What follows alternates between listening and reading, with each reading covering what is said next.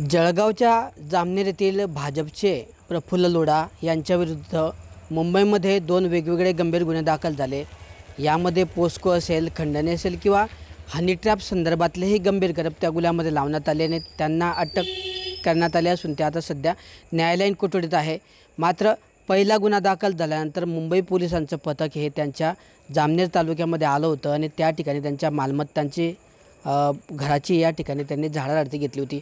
आपण आता प्रफुल्ल लोढा यांच्या जामनेरच्या निवासस्थानी आहोत।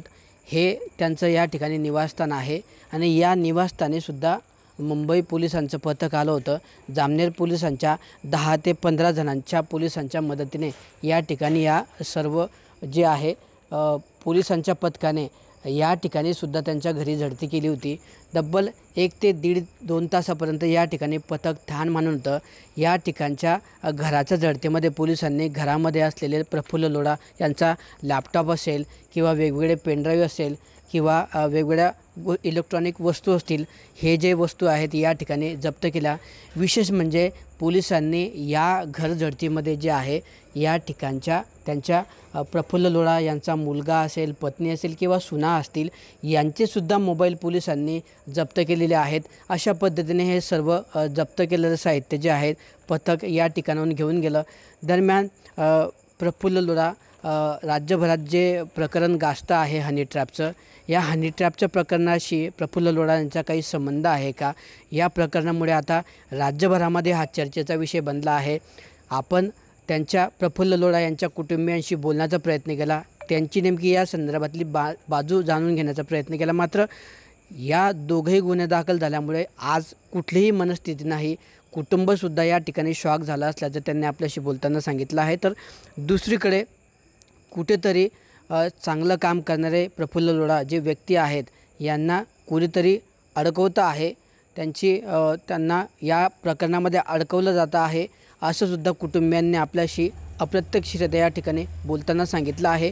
2 ते 3 दिवसानंतर जेव्हा मानसिकता होईल, संपूर्ण गुन्ह्याचं प्रकरण नेमकं काय आहे या संदर्भातली माहिती ज्यावेळेस मिळेल त्यावेळेस आम्ही येऊन बोलणार असल्याचं त्यांच्या कुटुंबियांनी आपल्याला सांगितलं आहे। मात्र या आता प्रफुल्ल लोढा यांच्यावर जे 2 गंभीर गुन्हे दाखल झाले, या गुन्ह्यांसंदर्भात आता हनी ट्रॅपशी त्यांचा काही संबंध आहे का, या सर्व गोष्टीमुळे आता कुठेतरी राज्यभरामध्ये हा चर्चेचा विषय बनला आहे। आणि मुंबई पोलिसांनी प्रफुल्ल लोढा यांच्या जळगावचं ऑफिस असेल, त्यांच्या मुलाचं घर असेल, जामनेरचं घर असेल किंवा पहूर येथील व्यापारी संकुल असेल, या सर्व ठिकाणी ती झाडाझडती केली आणि घरातून लॅपटॉप, पेनड्राईव्ह आणि सर्व कुटुंबियांचे जे मोबाईल जप्त करून पोलीस घेऊन गेले आहे, त्यातून नेमकं पोलिसांना काही पुरावे मिळतं का आणि त्या पुराव्यानंतर त्या जे जप्त केलेलं साहित्य आहे त्यातून नेमक्या पुढच्या काळात काय काय गोष्टी घडतात, हे गुन्हे नेमके कसे दाखल झाले, हे गुन्हे खरोखर घडले आहेत का आणि त्यानंतर कुटुंबियांची नेमकी यावर प्रतिक्रिया काय येते, या सर्व गोष्टी आता पुढच्या काळात पाहणं महत्त्वाचं असणार आहे। कॅमेरा पर्सन चेतन वाणीसह किशोर पाटील, TV9 मराठी, जळगाव।